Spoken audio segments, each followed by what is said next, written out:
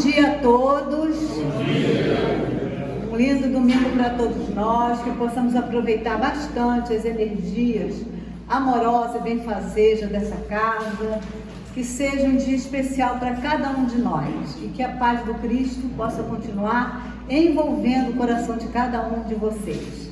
Vamos então, minha amiga, fazer a página. Nós vamos fazer a página preparatória. Acho que todo mundo recebeu, né? Papel?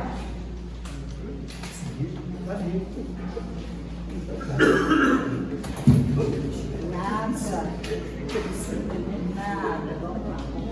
Bom dia a todos. Bom dia. Do livro Caminho, Verdade e Vida, do Francisco Xavier, pelo Espírito Emmanuel. Zelo do Bem, lição 173. E qual é aquele que vos fará mal, se fordes zelosos do bem? Primeira Epístola a Pedro, capítulo 3, versículo 13. Temer os que praticam o mal é demonstrar que o bem ainda não nos radicou na alma convenientemente. A interrogação de Pedro reveste de enorme sentido. Se existe só do propósito do bem dos teus caminhos, se és cuidadoso em sua prática, quem mobilizará tamanho poder para anular as edificações de Deus? O problema reside, entretanto, na necessidade de entendimento. Somos ainda incapazes de examinar todos os aspectos de uma questão, todos os contornos de uma paisagem. O que hoje nos parece felicidade real, pode ser amanhã cruel desengano. Nossos desejos humanos modificam-se aos jogos purificadores da fonte evolutiva. Hoje, pois, afeiçoarmos a lei divina, refletir nos princípios sagrados e submetermos aos superiores desígnios, trabalhando incessantemente para o bem onde estivermos. Os melindres pessoais, as falsas necessidades, os preconceitos cristalizados operam muita vez a cegueira do espírito. Procedem daí imenso desastre para todos que guardam a intenção de fazer o bem, dando ouvidos, porém, ao personalismo inferior.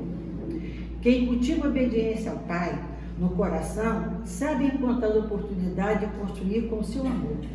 Os que alcançam, portanto, a compreensão legítima não podem temer o mal. Nunca se perdem na secura da exigência nem nos desvios do sentimentalismo. Para essas almas que encontraram no íntimo de si próprias o prazer de servir, sem indagar, os insucessos, as provas, as enfermidades, os obstáculos são simplesmente novas decisões das forças divinas, relativamente à tarefa que lhes dizem respeito, destinadas a conduzi-las para a vida maior. Vamos orar. Senhor Jesus, estamos agradecendo, Senhor, por esse dia lindo, pela permissão de estarmos aqui reunidos em teu santo nome. Reunidos, sim, Jesus, com os irmãos bondosos que estão nos ajudando e os irmãos aqui encarnados, todos amigos. Muito obrigada, Senhor, pela sua luz, pelo seu amor, pela sua bondade, Jesus. E que possamos, Senhor, sempre nos ligarmos no Senhor, no teu exemplo de amor e de caridade. Abençoa, Senhor, a todos os irmãos que estão aqui conosco, a todos nós, Jesus. Abençoa os irmãos desencarnados também que estão aqui. Abençoa toda a humanidade, Jesus.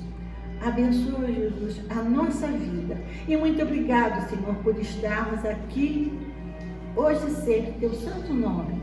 Assim seja, graças a Deus. Estamos pedindo para abençoar o irmão que aqui vai fazer a palestra. Que ele seja muito abençoado e amparado. Assim seja, graças a Deus. Bem, essa reunião pública é também uma reunião de tratamento. Então, todos nós aqui estamos em tratamento pelos bondosos amigos que já prepararam a casa, já higienizaram a ambiência para que a gente possa ser cuidado e tratado. Portanto, eu pediria para as pessoas desligarem os seus celulares ou colocar no sistema vibrar, para não atrapalhar aqui o bom andamento da reunião. Bem, hoje, né, nós temos a alegria de receber pela primeira vez o nosso querido Mauro Medeiros, que é bem conhecido, a Casa Espírita, né? Centro Espírita Amigos do Caminho. Centro Espírita Amigos do Caminho. Mas também, né, ele tem um programa lá também na Rádio de Janeiro, que a gente tem o Valdeli, né? Isso, Respondendo aos Ouvintes, que é sempre quarta-feira, de meio-dia até 2 da tarde. Não é isso? Eu não perco o programa. Então, um programa maravilhoso de perguntas e respostas. E hoje, assim, acho que pela primeira vez na nossa casa, nós vamos fazer um pinga-fogo, tá? Então, eu já coloquei lá, né? Quando eu coloquei o cartaz do nosso irmão, nós colocamos pinga-fogo, né? Então, vocês podem ou levantar a mão e fazer pergunta. Nós temos papel aqui. Quem precisar de papel, eu vou passar aqui para que vocês possam fazer a pergunta para que Mauro possa responder. Então, ele precisa se alimentar das perguntas de vocês, né, Mauro? Então, podem começar, tá? Desse momento. Mauro está aqui à disposição de vocês. Mauro, seja bem-vindo mais uma vez, tá? Bom dia a todos. Alegria, vibração boa, né? Estamos aqui reunidos. A proposta do nosso encontro é exatamente essa, né? Nós podemos fazer qualquer pergunta, e nós responderemos à luz da doutrina espírita, tá bom? Quando for uma percepção minha, eu vou dizer, ó, minha percepção, tá bom? Mas sempre baseado no que a doutrina espírita nos diz nas suas obras fundamentais. Por que desse tipo de trabalho, né? Justamente porque a gente vem ao longo desse tempo percebendo que muitas pessoas saem das nossas reuniões com algumas dúvidas que não estão diretamente relacionadas nas obras fundamentais, né? E aí, como é que é isso? Como é que vai acontecer aquilo? Eu não encontrei uma resposta diretamente lá nas obras de Kardec. Então, a gente vem trazendo, implementando essa modalidade de trabalho, justamente para dar oportunidade, né, a essas nossas dúvidas comuns, mas que são importantes para cada um de nós, né? Toda dúvida é importante. E Kardec, na sua didática, ele teve a preocupação de construir um conhecimento de forma bem sedimentada. Então, quando nós pegamos lá, desde a primeira pergunta, lá na introdução, e ele vem explicando como aquela obra vai se desenvolver, quais são as palavras importantes, quais foram aquelas palavras que foram criadas para dar um sentido próprio. Então, é desta maneira que nós vamos nos reunir hoje, tá bom? Não sei tudo, o que eu não souber eu tenho tranquilidade para dizer, ó, não sei, vou estudar, vou procurar, não tem problema nenhum. A gente está sempre aprendendo, longe de mim me colocar aqui numa condição que já sei tudo e eu sou dono da verdade. Não, nós vamos conversar juntos, tá bom? Sobre os assuntos que vocês vão nos trazer. E para que isso aqui funcione, vocês têm que fazer perguntas. Tá bom? Se estiverem muito acanhados, não tem problema. Eu faço a pergunta para vocês. Então a pergunta não vai faltar, tá bom? Só que quando eu faço a pergunta, vocês respondem. Aí o pinga-fogo vira, né? Então sintam-se à vontade para trazer as perguntas que quiserem. Isso aí.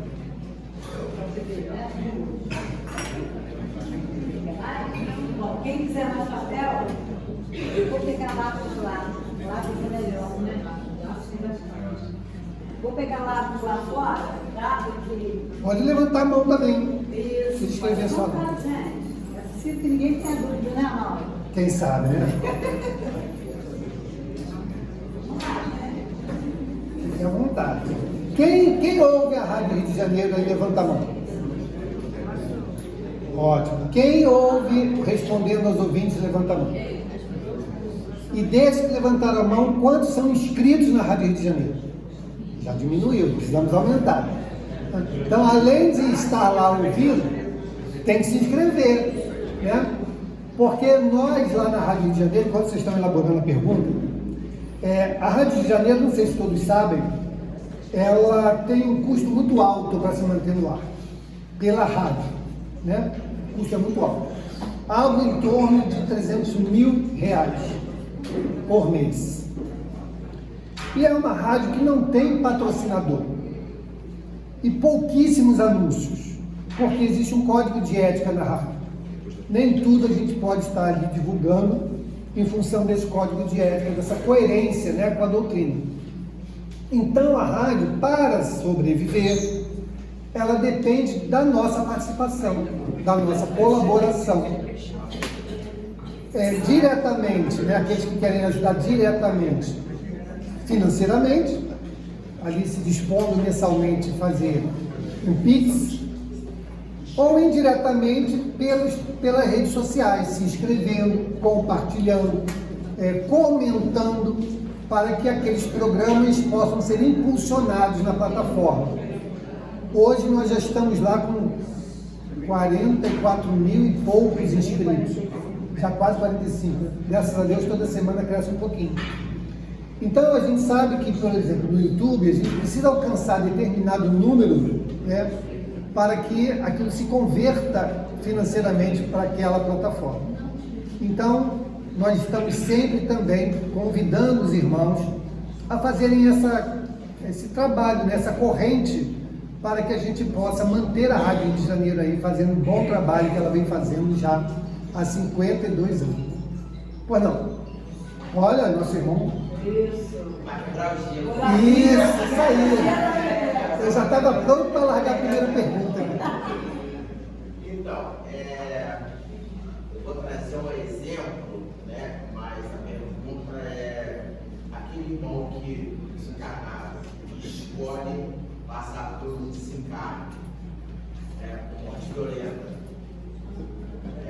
E ele escolhe, sei lá, desencarnar com arma de fogo. Por exemplo, aquele João Hélio, aquele garoto que foi arrastado, há uma comunicação que eu não sei a veracidade da comunicação, pode deixar claro, mas ele escolheu desencarnar daquela forma porque era produto de vida. Não sei se você ouviu falar sobre essa situação. Então, dentro desse contexto, isso também não criaria dívidas em relação àqueles que tiraram a vida desse irmão? Ele não seria egocêntrico eu querer desencarnar dessa forma, prejudicando outras pessoas por conta desse assassinato? Ótima pergunta. Vamos entender o seguinte antes de responder diretamente a questão.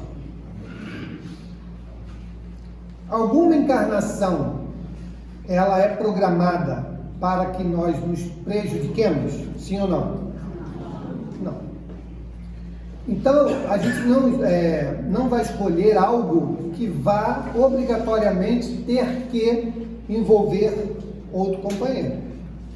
Ou então, o contexto daquele desencarne vai se dar de forma natural. Segunda questão para a gente pensar sobre essa resposta. No mundo em que estamos, de provas e expiações, nós temos lá, de forma mais viva, um conceito que diz assim, que o escândalo é necessário, mas ai por onde vem o escândalo. Significa dizer o seguinte: pelo nosso estado ainda muito atrasado, é muito fácil que os escândalos venham a acontecer. Vamos a um exemplo. João Batista escolheu um desencarne como decapitado. Ele escolheu. Por quê? Porque ele, quando Elias, separou muita cabeça, não foi? Então ele pediu para que ele pudesse, na forma de desencarne dele, poder perceber aquilo que ele fez os irmãos passarem. E João Batista, segundo Jesus, foi o maior homem nascido de ventre de mulher, não foi? Então ele não era qualquer um, já havia dado alguns passos no sentido do seu progresso. Então, Então, o que acontece? O gênero é estabelecido. Eu posso até dizer, como você falou, eu quero morrer com um tiro. Espera aí, companheiro, com um tiro? Alguém vai ter que dar esse tiro, né? E as balas achadas? Eu não posso encontrar uma bala perdida. A gente encontra bala achada, por conta de gênero de desencarne.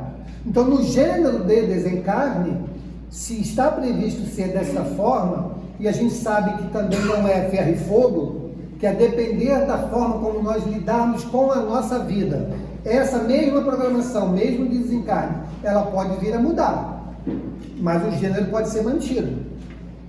Então, ele pode ser alcançado por uma bala achada. Como isso pode acontecer? No nosso Rio de Janeiro, temos vários cenários que isso vai ser favorecido, né?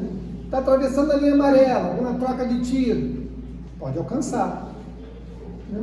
Então, jamais uma encarnação vai ser programada para imputar a outro uma responsabilidade. Isso nunca vai estar pronto. Assim como ninguém encarna para suicidar. Você vai encarnar e vai se suicidar, tá? Não. Também ninguém encarna para estuprar. Não, você vai encarnar, pode ficar tranquilo, você vai estuprar 5. Não. Então, nós reencarnamos para o nosso progresso intelectual e moral. Agora, os gêneros, todos nós vamos desencarnar, porque ninguém fica para semente, né? Então, o gênero está estabelecido. Vai ser morte violenta? Tudo bem. Mas com tiro? Não, tiro não. Quem sabe um desabamento? Olha o 11 de setembro. E quantas outras situações a gente vê que acontece, morre 10, 20, 30, 100 pessoas e vai lá e salva um bebê. O mais inocente, o mais frágil, sobra. Por que ele foi escolhido? Porque planejamento reencarnatório. Não sei se eu respondi a pergunta do irmão. Se não respondi, pode fazer novamente. Tá bom? Não. O senhor estava discutindo. Viu? Você se surpreendeu. Deixa eu botar aqui só para não cair, tá? Tá, para deixar. Vou ajeitar aqui. Se você quiser, pode ir sorteando aqui para ficar mais democrático. Por que tanto sigilo e segredo com as comunicações mediúnicas? Mas, na minha percepção, não existe sigilo nem segredo. O que existe é compromisso. A atividade mediúnica, ela não existe para ser um palanque de fenômenos. Ela tem um propósito de esclarecimento aos irmãos espirituais e enriquecimento do nosso conhecimento com as suas experiências. Então, querem ter contato com as comunicações, sejam tarefeiros de uma casa, estudem a doutrina espírita e se dediquem ao trabalho da mediunidade. Está lá. Então, não existe aí nenhum tipo de privilégio. O que existe é compromisso. E isso temos que exigir. É o mínimo que a espiritualidade nos cobra. É o compromisso. Tendo compromisso, tendo essa relação, né, com o trabalho no bem voltada aos irmãos espirituais, nós teremos acesso a tudo isso. Eu vim de uma casa em que o fundador era um médico curador, né, Walter Faria. Não sei se alguém já ouviu falar. Já ouviu falar? Muito amigo do Altivo, né? E o nosso irmão Walter, ele produzia muitos fenômenos. Muitos fenômenos, e sempre aqueles mais próximos, né? E algumas vezes, até para provar, né, aquele fenômeno, ele fazia alguns experimentos em reunião pública. Então nós tínhamos lá 3 irmãs, né, tia Júlia, tia Jaci, e eram médiuns sonambúlicas, elas. E aí ele muitas vezes induzia o fenômeno do sonambulismo, né, para mostrar ali como o processo acontecia. Mas isso de forma bem didática, não para chamar atenção, e sim explicando. Quando nós estávamos estudando sobre determinados fenômenos, ele tinha essa capacidade, né, magnética, ele produzia os fenômenos, tinha os médiuns e produzia então os fenômenos. Então, nesse sentido, né, respondendo a pergunta, estar no trabalho com os espíritos é estar com Jesus, né? E se nós temos a vontade de estarmos com Jesus, nós temos que nos comprometer, e o restante vem naturalmente. Estou sorteando aqui. Só boto óculos quando eu pego. Tem datas assim, para vocês dois. A pessoa que doa seus órgãos terá alguma diferença após desencarnar? Não. Isso vai depender exclusivamente desse apego. Nos dizem os nossos irmãos espirituais, e também Kardec nos fala sobre isso, que uma vez desencarnado, né, o espírito não percebe mais aquilo que o corpo poderia lhe transmitir. Por quê? Porque as ligações físicas, né, que ligavam o espírito ao corpo se desfizeram. Agora, o espírito guarda as sensações.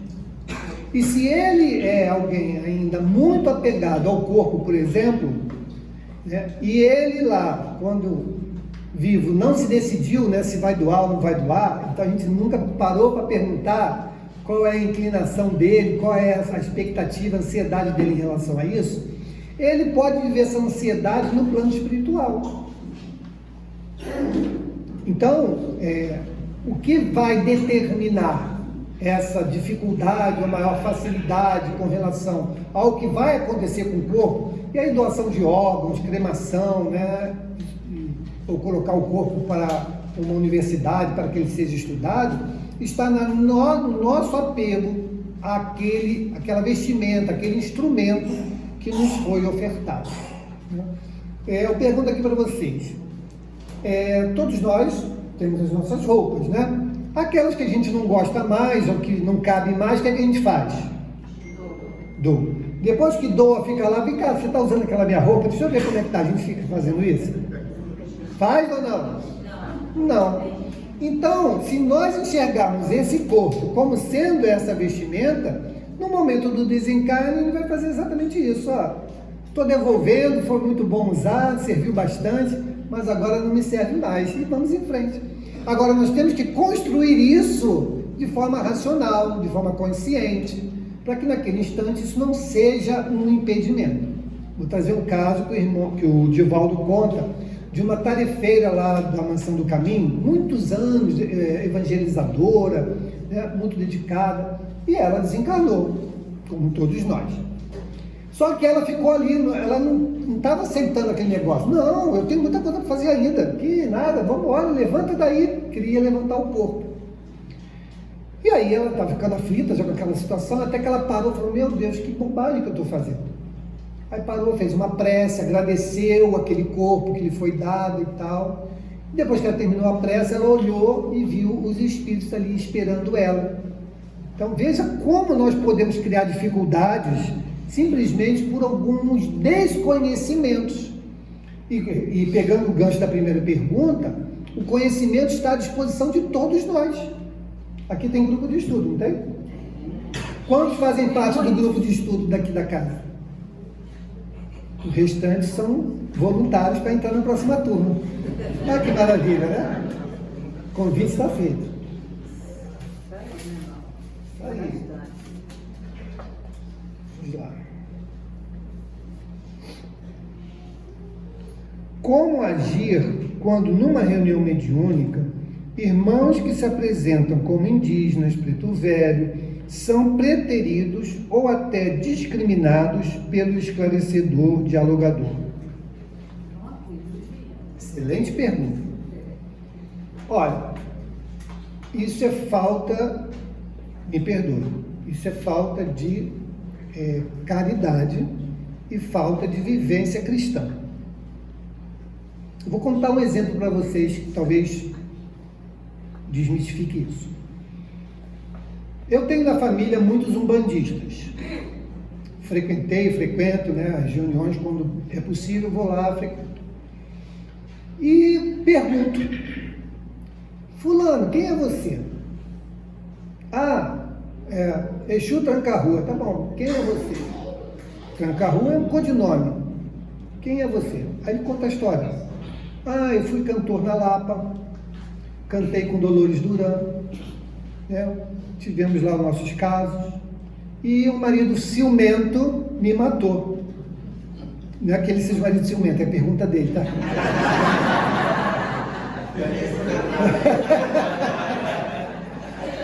E ele então, na espiritualidade, né, depois de padecer bastante, foi dada a ele a oportunidade. Vem cá, você quer melhorar a sua situação ajudando as pessoas? Ah, quero. Vai melhorar a minha situação? Vai. Então, tá bom, eu quero. Então, vá lá, você vai se apresentar com esse nome aqui. Uma pessoa comum. Qualquer um de nós pode amanhã ser um Exu desse da vida. Por que não? Outra, Maria Padilha. Perguntei, quem é você? Quem foi você? Contou a história dela. Foi uma advogada, casada, mulher de casa, do lar. Pegou o marido dela traindo, matou os dois. Foi para a espiritualidade, em boa situação? Não. Mas foi dada a oportunidade. Você não quer trabalhar, quer ajudar? Quero. É desse jeito aqui, é. E aí, numa reunião que eu estava lá presente, ela estava se despedindo. Ela falou assim, olha, eu não venho mais nesse nome. Eu consegui melhorar minha condição e não venho mais aqui. Progresso. Quando um irmão desse aparece na reunião, ele é um irmão como qualquer um de nós. Outro, caboclo em Tatuité. Quem foi você? Fui um indígena brasileiro, mas antes, fui um médico. Fui médico, preconceituoso, né? Achava que era o rei da cocada preta, indiferente à caridade, mercenário da profissão. Reencarnei entre os índios, para aprender a ser humilde, para aprender a trabalhar pela comunidade. Foi pajé. Quem é o pajé na tribo? Quem cuida da saúde, da espiritualidade, né? E agora desencarnou e escolheu estar nessa posição, com o conhecimento que tem, trabalhando lá. Se ele se apresenta como Dr. Herman, e até mesmo a receptividade? Não. Então, por que o rótulo?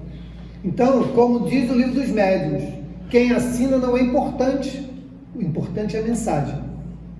Vamos escutar. Na nossa casa, alguns irmãos espirituais, irmão José, se apresentam, sentadinho na mesa, tranquilo, dá o recadinho dele. Ótimo. Qual o problema?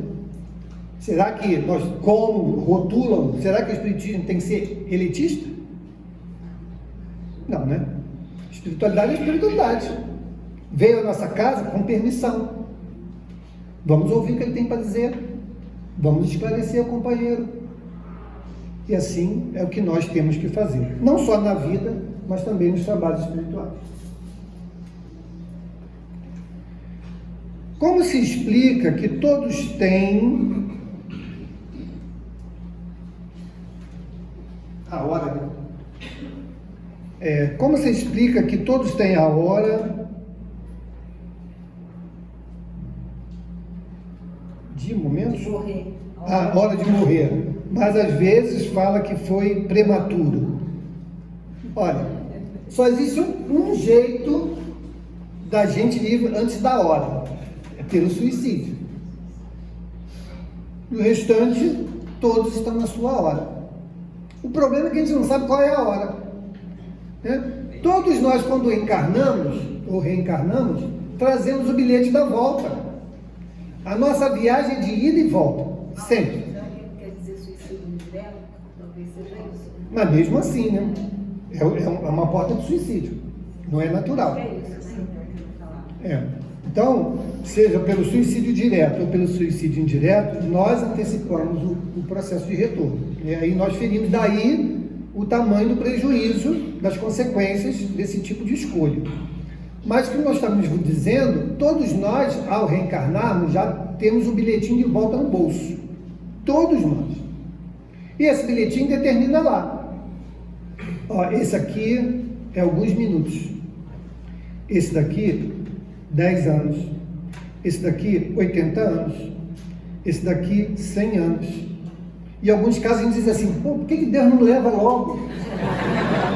A gente ainda fala isso, porque não está na hora. Né? Então, nós temos sempre que aproveitar ao máximo todo o tempo que nós estamos vivendo e nos está sendo disponibilizado para nos melhorarmos e ajudar as pessoas que estão à nossa volta, porque nós somos responsáveis por isso.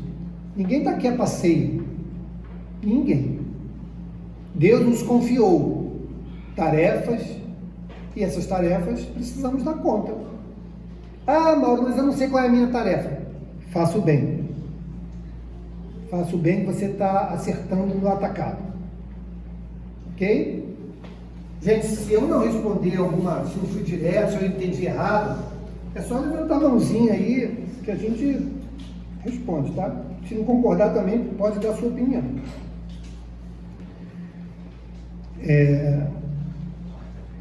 Os sonhos nos revelam algum fato futuro, ou nos avisar de alguma coisa, ou quer nos avisar de alguma coisa? Gente, olha só. O que é, vamos antes um pouquinho do sonho. O que é o sono? O que é o sono, pessoal? Emancipação da alma, né? A gente está treinando para morrer quando dorme. Então a gente deita lá, né? Vai ter lá alguns encontros no plano espiritual, ou vai criar situações da nossa mente, daquilo que nos preocupa, dos nossos projetos, né? Não importa, aquilo que está povoando a nossa mente, nós podemos, enquanto espíritos emancipados, projetar isso no plano espiritual. Isso muitas das vezes se revela como sendo os sonhos. Ou então os sonhos se dão de duas formas. Ou são vivências no plano espiritual, ou são criações nossas, das nossas preocupações, intenções, projetos e tudo mais. Não foge disso. Ou é um encontro, ou é uma criação mental. As duas situações, muitas das vezes, não se mostram claras como nós vivemos naqueles instantes. E aí elas retornam na forma de símbolos. Beleza? E aí vem aí os livrinhos que interpretam sonhos. Como pode ter alguma base, né, de credibilidade se quem sonhou aquilo e descreveu é tão particular, tão íntimo, que não tem como você generalizar. Ah, sonhei com coelhinhos. Ih, tem gente grávida aí. Né? Então, assim, são coisas que fogem completamente à razoabilidade. Então, o que a doutrina espírita nos diz? Olha, durante o sono, a alma emancipa. Beleza? Emancipou, está no plano espiritual. Estou tendo a oportunidade de fazer alguma coisa? Ótimo. Vou fazer, talvez eu lembre, talvez não. Ah, eu estou muito preocupado com a saúde do fulano, eu estou muito preocupado com uma prova, um concurso, qualquer coisa que eu esteja ali envolvido e aquilo seja muito intenso, eu posso projetar aquilo no plano espiritual e acordar dizendo, eu sonhei com aquilo assim, assim, assado por Deus. Sonhei com fulano estava sofrendo uma cirurgia, ou sonhei com fulano melhorava. Pode ser muito do nosso mundo íntimo projetando essas situações. Ok? Eu tinha uma amiga, tenho até hoje que ela está viva, pois não, já vou te dar para mim. Ela era estudante de farmácia. Estava no último período da faculdade, tinha uma matéria que ela não conseguia entender. E ela era estudiosa. E aí ela teve um sonho. Ela sonhou que estava numa sala de aula e alguém ensinava para ela aquele assunto. Ela acordou com a lembrança plena daquela aula. Foi, fez a prova, passou. Então veja, estamos estudando no mundo espiritual, durante o nosso sono. Diga lá.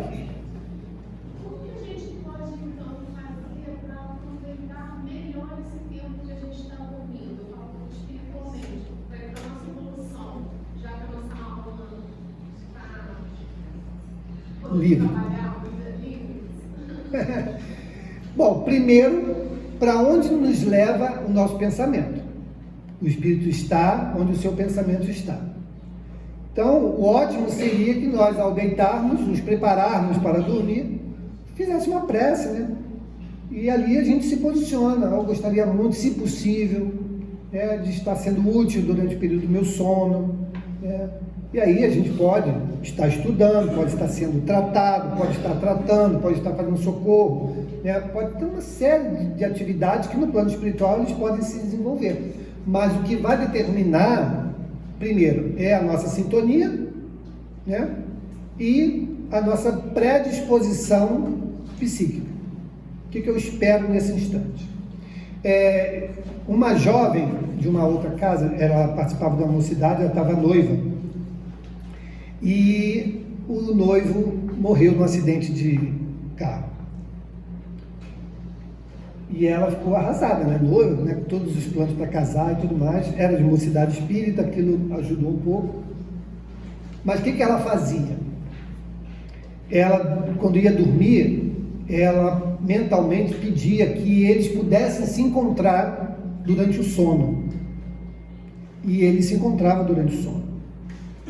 Só que ele pediu, numa comunicação, que ela parasse com aquilo, porque ele não resistia ao chamado dela e aquilo fazia muito mal a ela, a ele, né?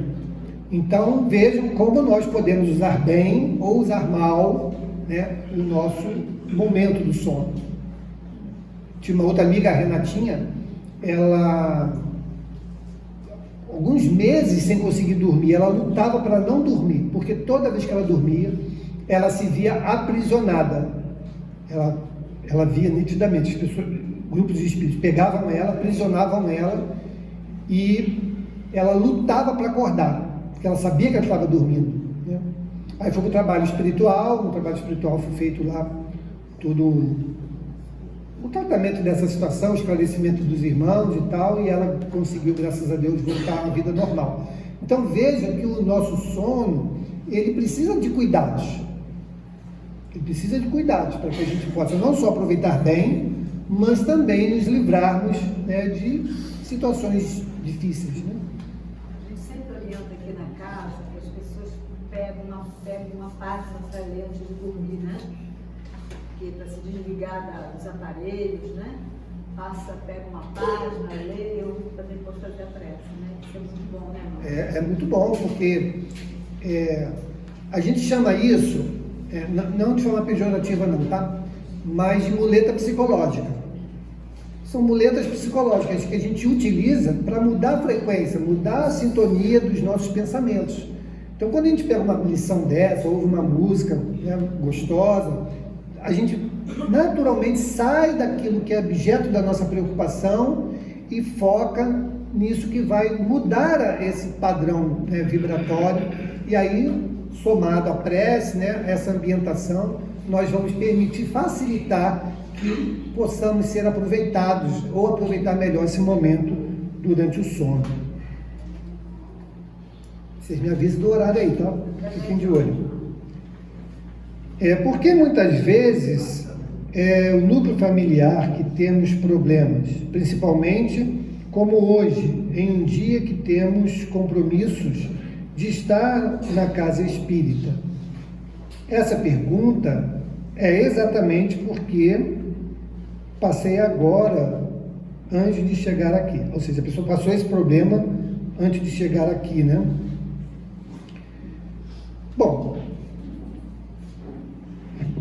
é no núcleo familiar que nós temos as relações de maior compromisso. E muitas das vezes das mais difíceis. Por quê? Vou fazer uma perguntinha aqui. Quem é mãe, levanta a mão. Ótimo. Quem é pai, levanta a mão. Ótimo. Quem é irmão, levanta a mão. Opa! Que maravilha. Só que nós não somos, nós estamos. Isso faz toda a diferença. Ok?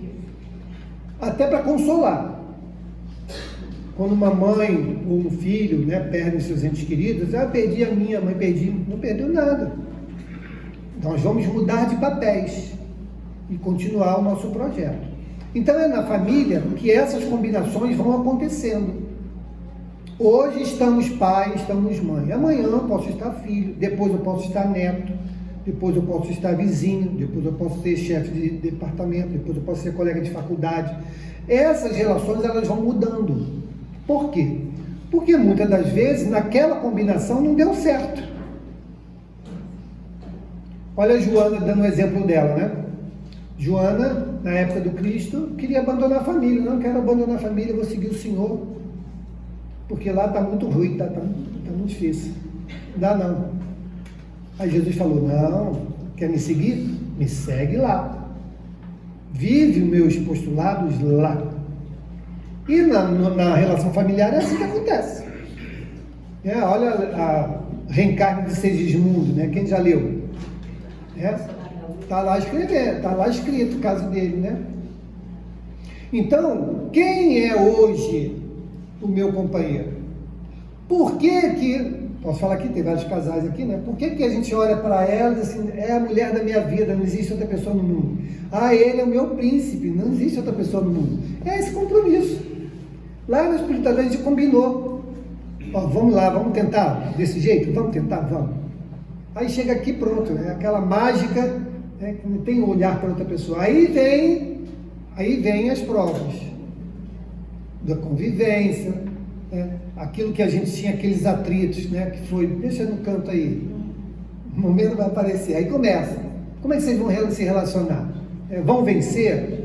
Nessa combinação, marido e mulher, vão vencer? Não venceu? Tudo bem, desencarna, volta lá como neto. Hoje em dia no YouTube tem vários casos, só botar assim, provas da reencarnação. Vocês vão ver vários casos. Tem um emblemático lá de um menino americano, ele reencarnou neto dele mesmo. Então, o pai levou a filha para o casamento, né? Ele era um policial, teve um enfrentamento, morreu, né? A filha sentiu muito, não sei o quê, aí a filha engravidou, ele retorna como filho da filha, ou seja, neto dele mesmo. E aí quando ele começa a ter mais desenvoltura, falar e tal, e a filha lá, né, puxando o pepino, né, ele falava, quando eu era grande e você era pequena, eu nunca fiz isso, isso e isso. Ela, como assim? Essa vivência era com meu pai, né? Depois perguntou do apelido do gato que ele tinha. O gato já nem vivo estava mais. Outro susto. Então ele foi demonstrando a personalidade do pai, né, voltando na condição de filho. Então vejam como acontece a combinação familiar. Daí a beleza, de novo, da doutrina espírita. Porque ela vai nos explicar isso. Não é que a gente tem que sair vasculhando. Deixa eu ver quem foi. Vocês são casados? Seu nome? Erickson. Seu? Vanessa não vai ficar lá perguntando lá, quem foi o Erickson? Deixa eu ver. O que a gente foi antes para saber por que a gente veio? Não. Né? Esquecimento do passado. Isso não é importante. Importante é o que nós estamos construindo daqui para frente. Se eu tenho um filho que apresenta dificuldade do relacionamento, não bota o peso nele não. Olha para você, porque você veio na condição de ajudá-lo. Quem fomos nós no passado? O que eu fiz para que ele hoje tivesse uma certa dificuldade comigo? Olha o Divaldo com máscara de ferro. Máscara de ferro cobrando, não, que obsessor terrível. Mas foi o Divaldo que induziu ele ao suicídio na outra vida. Entende como é que é? Então a doutrina espírita, gente, ela nos alarga o entendimento. Então estudar a doutrina espírita não é só estudar uma coisa de uma religião, não. É para que a gente entenda melhor a vida. Porque tudo tem explicação. E a doutrina espírita é baseada na lógica, né? Na coerência. Então nada melhor do que nós buscarmos esse conhecimento, né? Para todos nós. Acabando, hein? Passa rápido. É gostoso. Vocês estão gostando? Que bom, eu também. Em uma relação onde uma das partes tem tendências narcisistas, esse poder, qual a missão e explicação das partes? Eu não entendi muito bem a pergunta, mas recai, Em uma relação onde uma das partes tem tendências narcisistas, esse pode melhorar? O outro Sim. pode melhorar? Qual a missão e expiação das partes? Ah, tá, obrigado. Você entendeu, né? Entendi. Tá. Então vamos lá. Alguém muda alguém?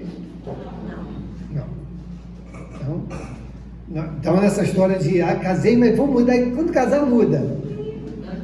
Muda se a pessoa quiser mudar, tá bom? Se ela entender que aquele momento deve ser outro, né? Que a gente deve se dedicar a uma outra forma de relação. Aí eu escolho mudar. Ninguém muda ninguém, senão Jesus teria deixado o mundo perfeito, ok? Então nós mudamos em função do nosso próprio esforço. Se é narcisista ou não, qualquer outra dificuldade, ela vai acontecer na medida da nossa compreensão pela necessidade da mudança. Se nós não compreendermos isso, não há Cristo no mundo que nos faça mudar. De novo, a beleza da doutrina espírita. Ela nos mostra exatamente quem fomos. Alguém tem dificuldade de saber quem foi? Levanta a mão. Não tem. Então, dificuldade não tem, tá vendo? É só fazer uma autoanálise. Quais são as minhas inclinações?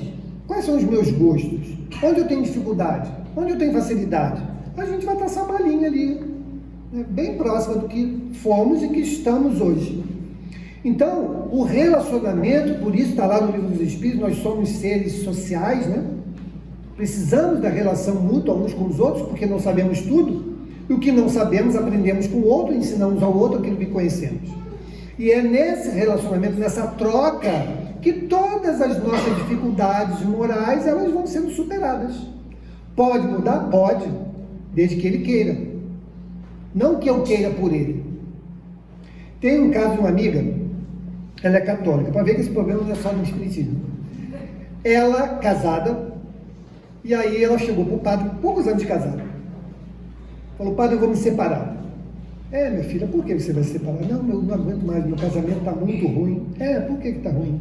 Não, ele é muito bagunceiro, ele larga as coisas todas espalhadas, as roupas todas espalhadas. Eu já cansei de falar com ele, ele não me ouve. Minha filha, esse é o motivo da sua separação? Estou cansada demais desse negócio. Minha filha, você escolheu ser feliz ou ter razão? Ela falou assim, não, os dois não dá. Os dois não dá. Você está escolhendo ter razão. Então as pequenas coisas ganham mais importância do que a felicidade que você pode construir. Mas como assim, padre? Olha, faz o seguinte, antes de você separar, vamos exercitar uma coisa. Quando ele deixar as coisas espalhadas, deixa onde ele deixou. Não fica catando não, deixa lá. Vai chegar a hora que ele vai te perguntar onde é que está aquilo que ele deixou. Você diz, está onde você deixou. E aí, muito bem, ela foi fazer.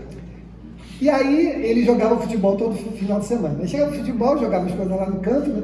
Estava acostumado, com a outra ia catar para lavar, ela deixou lá. Chegou no outro final de semana, você viu aquela minha roupa? Está onde você deixou. Mas você não lavou? Não, você não botou no cesto para lavar.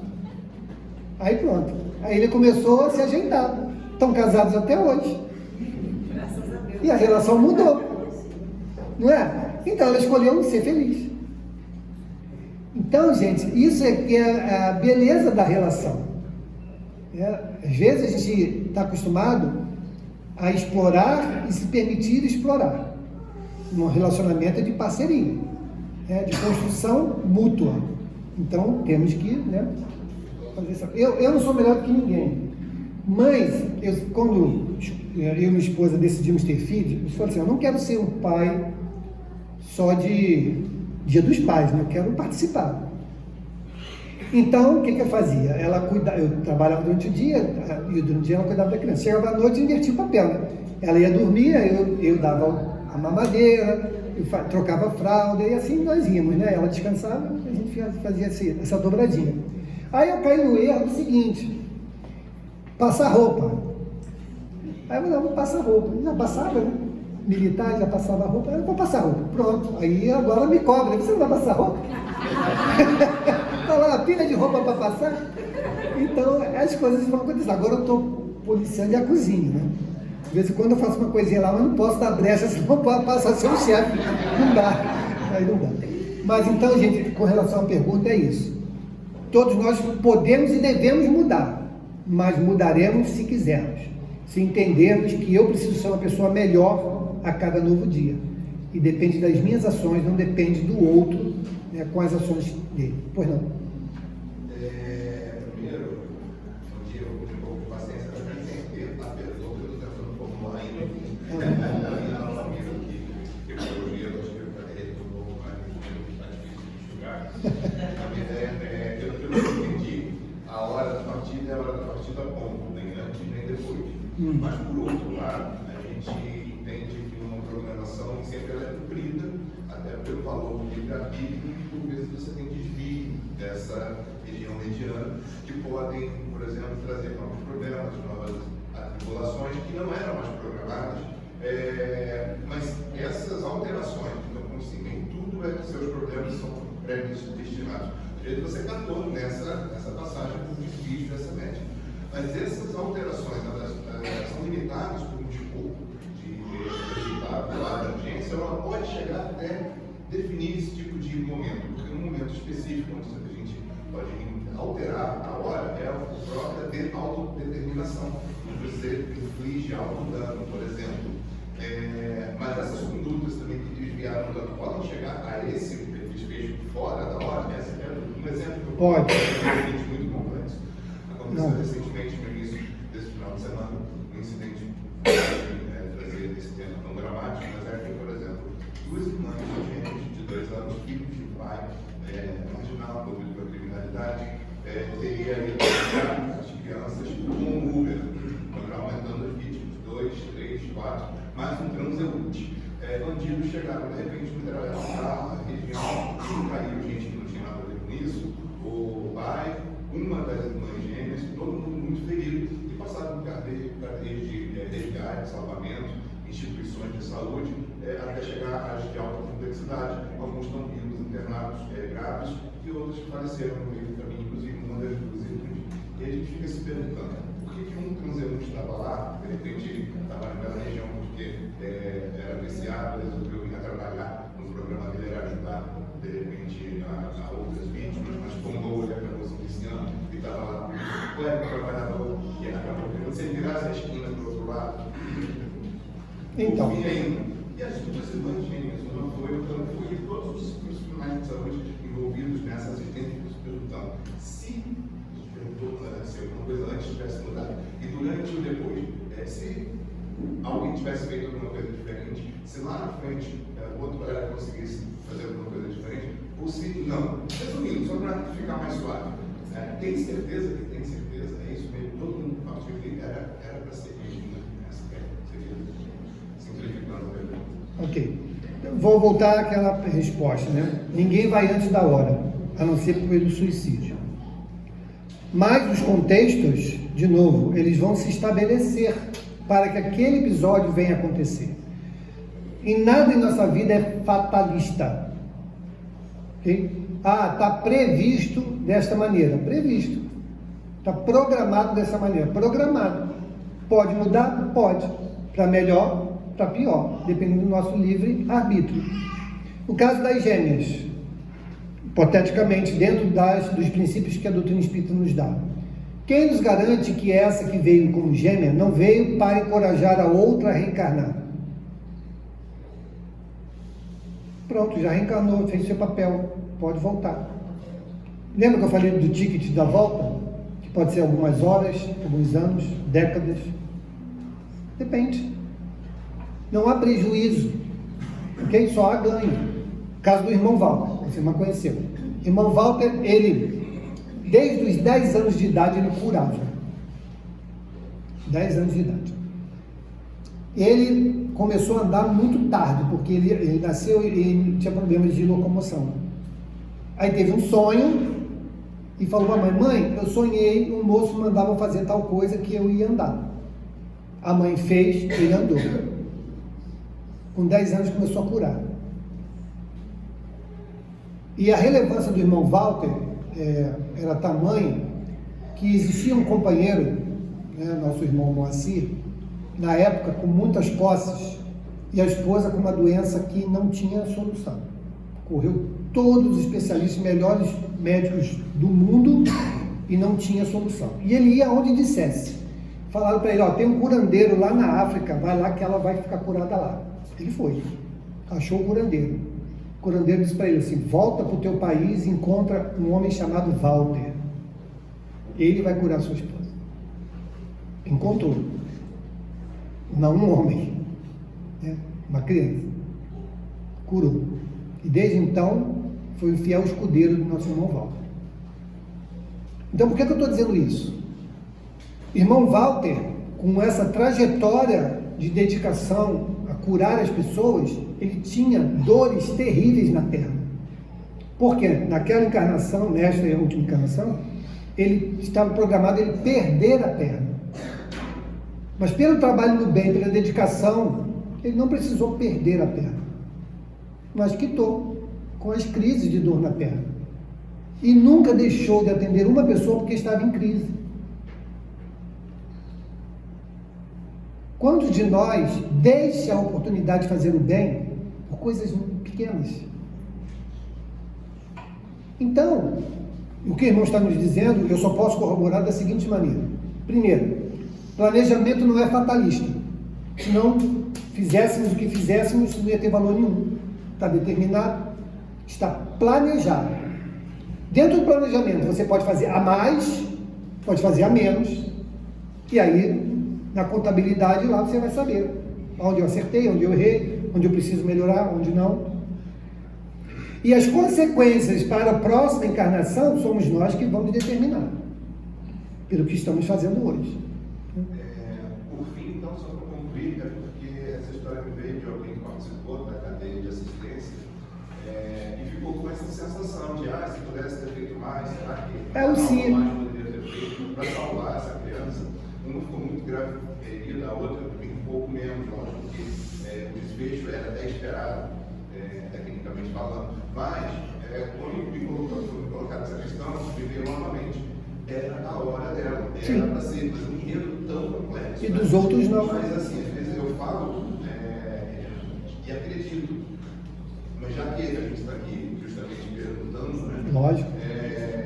Uma coisa é você acreditar, outra coisa é você ter certeza, ter confiança.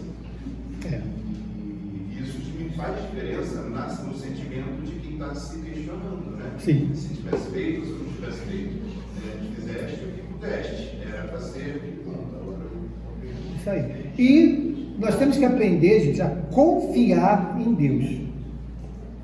Confiar. Deus, né, é o amor por excelência.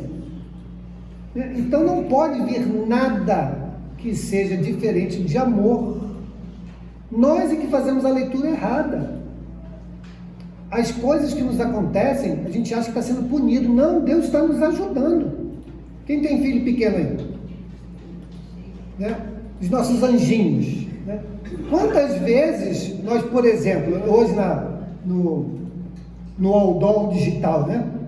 A gente usa o Aldol digital, que é o celular. Aí a gente vai tirar da mão das crianças. Para ele o mundo acabou. Meu Deus, meu mundo acabou. Nada mais importa. Minha mãe tirou meu celular. Quando a gente faz isso, a gente faz por amor ou por castigo? O pessoal está em dúvida. Por amor. Não é? Ou seja, a gente sabe qual o prejuízo, se eu não tomar uma medida, aquilo vai causar na vida daquela criança. Deus faz assim conosco. Só que a criança, nós somos crianças espirituais, achamos que Papai do Céu está nos punindo. Não, Ele está nos amando. Não vai por aqui que vai dar errado. Você é teimoso? Eu vou te ajudar. Olha o caso lá do irmão que reencarnou com problema na fala, não falava. Os braços remidos. Sofreu um acidente e perdeu uma perna. Estava na cama com risco de perder a outra. E aí a família pediu para o Chico: Chico, pelo amor de Deus, Chico, pede a espiritualidade para ajudar. Porque se ele perder essa outra perna, vai ficar o resto da vida, era novo ainda. O resto da vida numa cama.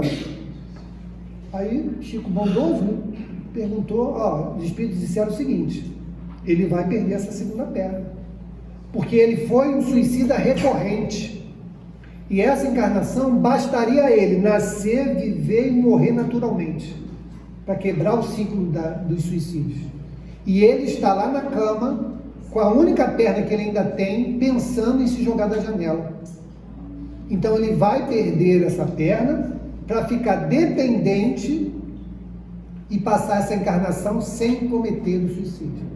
Não é misericórdia?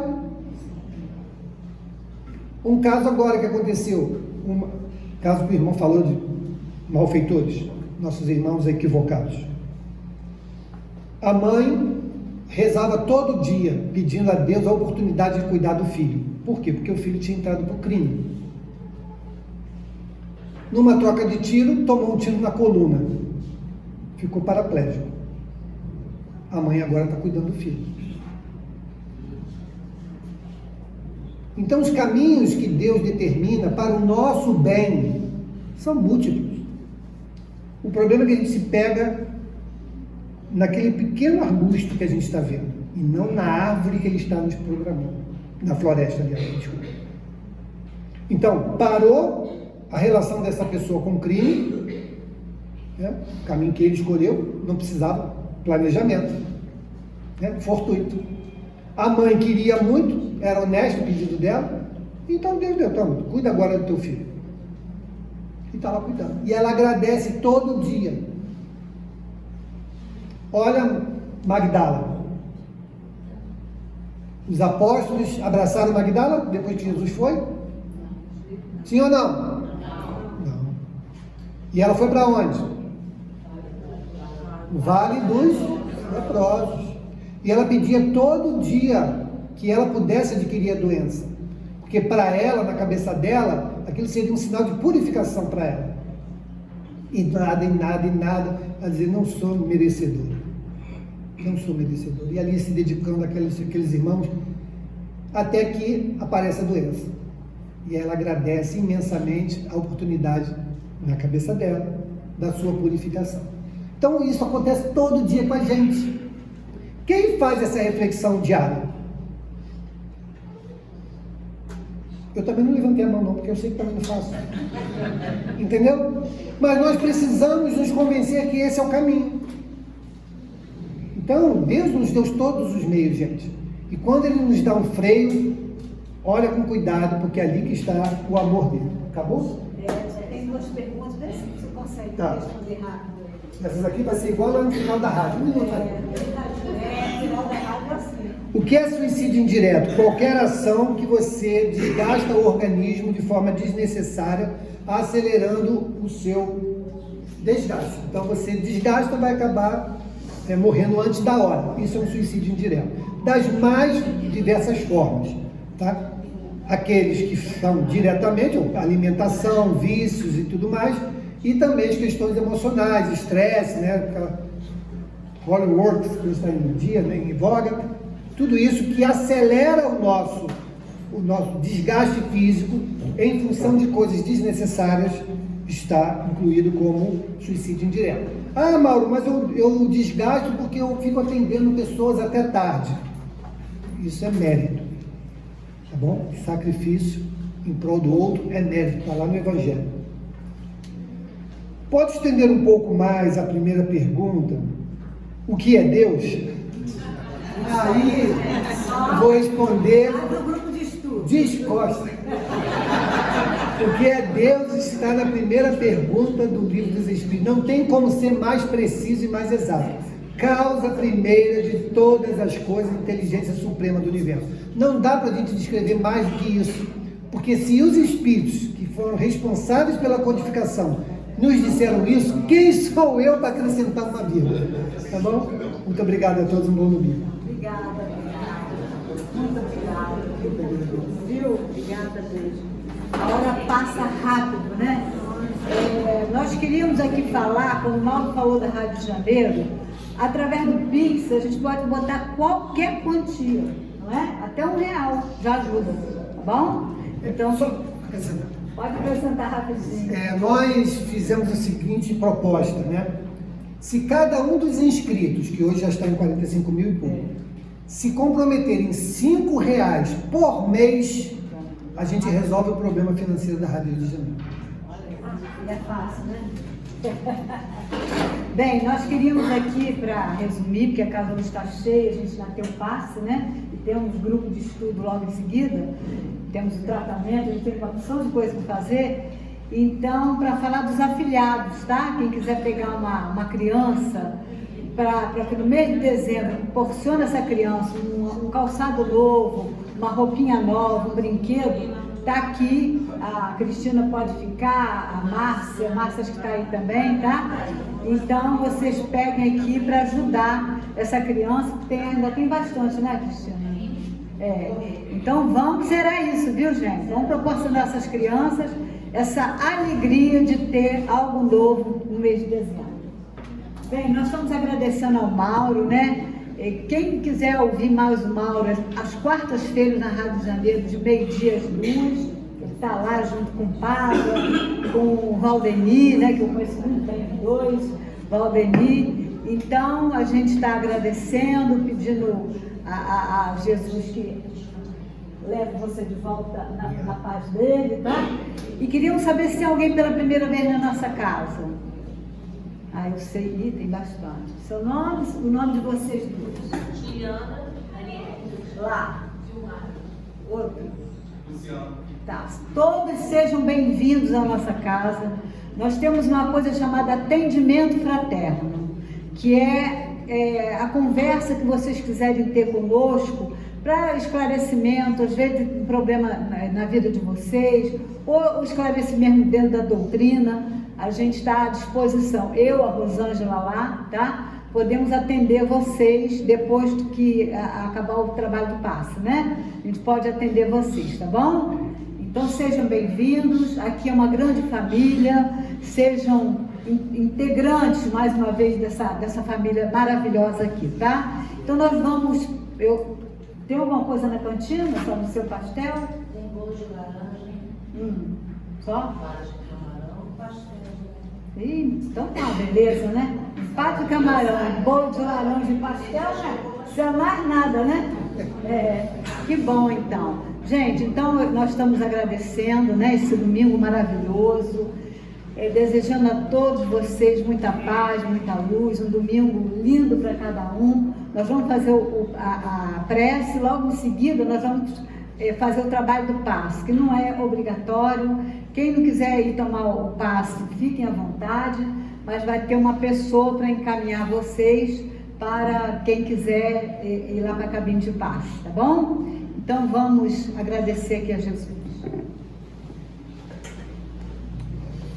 Senhor Jesus, muito obrigada, Senhor, por essa oportunidade valiosa de estarmos aqui, Jesus, reunidos em Teu nome, hoje conversando sobre a doutrina espírita.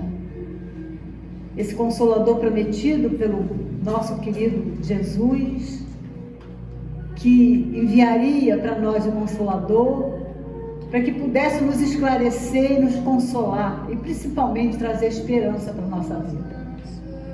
Ampare os nossos corações, nos ajude, Jesus, a ser pessoas melhores, nos conduza sempre para o caminho do bem, e que o Senhor possa, nesse momento, confortar todos os nossos corações e os corações das pessoas desesperadas, aquelas que estão pensando no suicídio, aquelas que estão pelas ruas, nos hospitais.